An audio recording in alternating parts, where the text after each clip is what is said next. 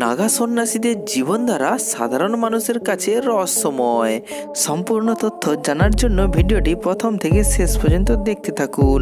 আর আপনি যদি এই চ্যানেলে নতুন হয়ে থাকেন তাহলে তাড়াতাড়ি এই চ্যানেলটিকে সাবস্ক্রাইব করে পাশের বেল আইকনটি টিপে রাখুন, যাতে করে নতুন নতুন ভিডিও সর্বপ্রথম আপনার কাছে পৌঁছতে পারে। চলুন তাহলে ভিডিওটি শুরু করা যাক। কারণ তারা সমাজের প্রচলিত জীবন থেকে পুরোপুরি বিচ্ছিন্ন। তাদের কঠোর তপস্যা, নগ্নতা এবং আধ্যাত্মিক শক্তির গল্প লোকমুখে ছড়িয়ে আছে। তারা শুধুমাত্র আধ্যাত্মিকতার প্রতীক নয়, ভারতীয় সংস্কৃতি ও ঐতিহ্যের একটি অবিচ্ছেদ্য অংশ।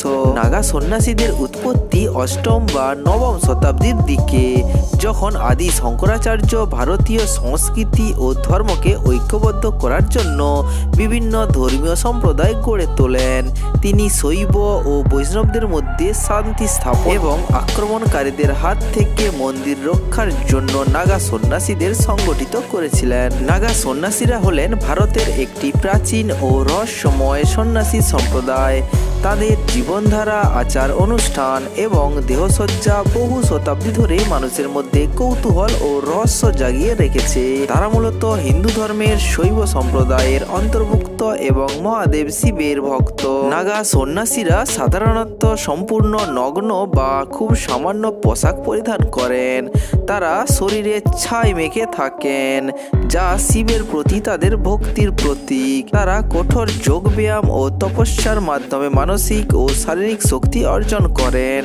অনেক সময় তারা জঙ্গলে বা পর্বতের দুর্গম অঞ্চলে ধ্যান করেন। প্রাচীনকালে নাগা সন্ন্যাসীরা যোদ্ধা সন্ন্যাসী হিসেবে পরিচিত ছিলেন।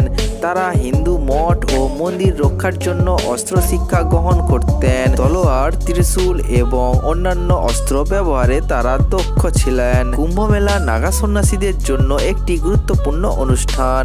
এখানে তারা বিশেষ শোভাযাত্রায় অংশগ্রহণ করেন এবং গঙ্গা বা অন্যত্র পবিত্র নদীতে স্নান করেন।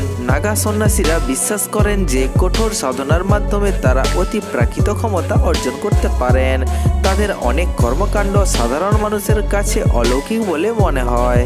তো বন্ধুরা, এই ভিডিওটি যদি আপনাদের ভালো লেগে থাকে তাহলে আমাদের এই চ্যানেলটিকে লাইক, শেয়ার, কমেন্ট করবেন এবং সাবস্ক্রাইব করতে ভুলবেন না। ভিডিওটি শেষ পর্যন্ত দেখার জন্য ধন্যবাদ।